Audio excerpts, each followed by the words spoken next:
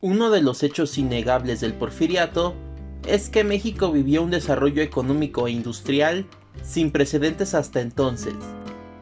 Ese enorme crecimiento le ha dado pie a ciertas personas para decir que México durante el régimen de Porfirio Díaz fue una potencia mundial.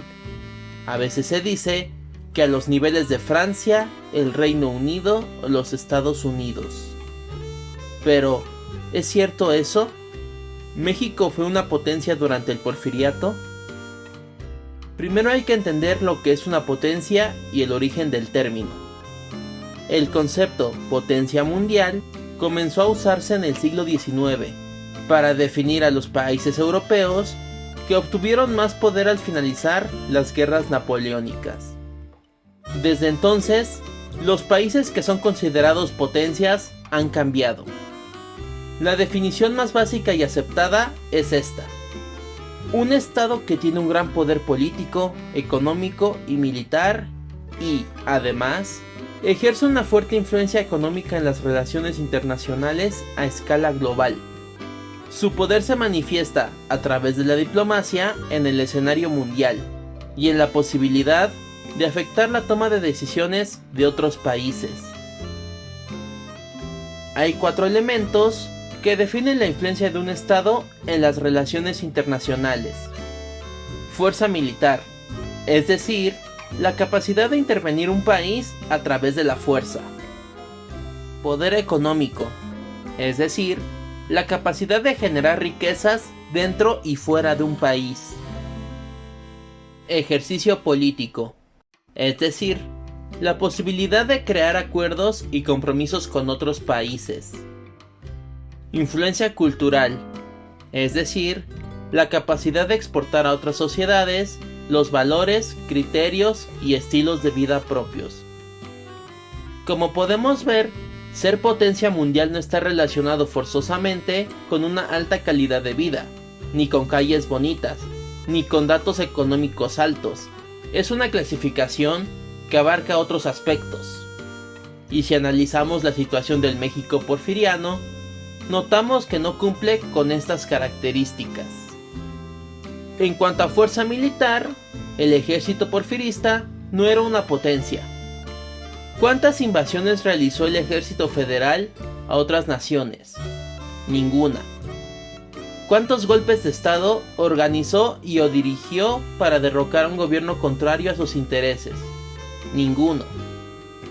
¿Cuántos países aliados recibieron apoyo de los federales que fuera crucial para su supervivencia?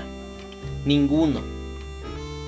Creo que la prueba definitiva para demostrar la debilidad del ejército federal es que fue derrotado por varias guerrillas que llevaron a la milicia al colapso.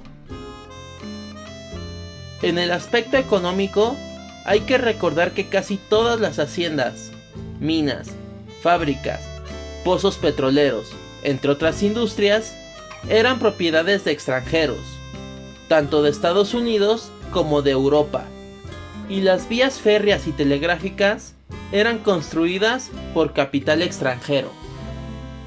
¿Cuántas fueron las inversiones de las empresas mexicanas en Centroamérica, Sudamérica y África?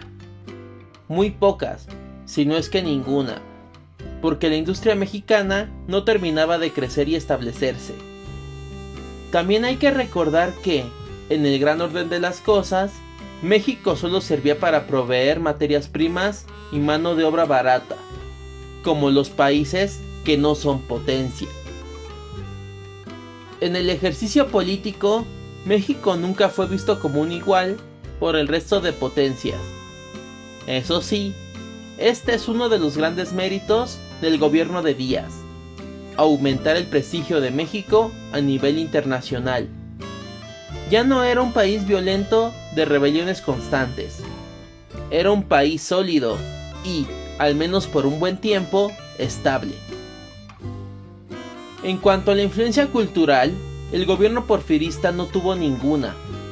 No se leyeron en otros países Los bandidos del Río Frío de Paino, ni El Zarco de Altamirano, ni los poemas de Díaz Mirón, ni los cuentos de Gutiérrez Nájera, al menos no a los niveles de una potencia. Por el otro lado, es más que sabido que el régimen porfirista abrazó la influencia francesa en prácticamente todos los ámbitos, desde arquitectura hasta estilos de vida.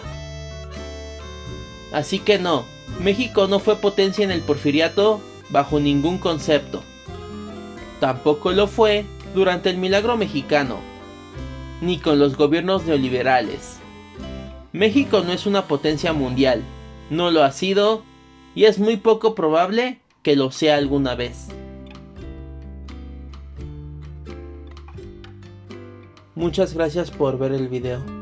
Recuerda suscribirte y dar me gusta si lo disfrutaste. Activa la campanita para que no te pierdas ningún otro. No olvides dejar un comentario. Eso me motiva para crear más y mejor contenido. Esto es Historia para qué. Hasta la próxima.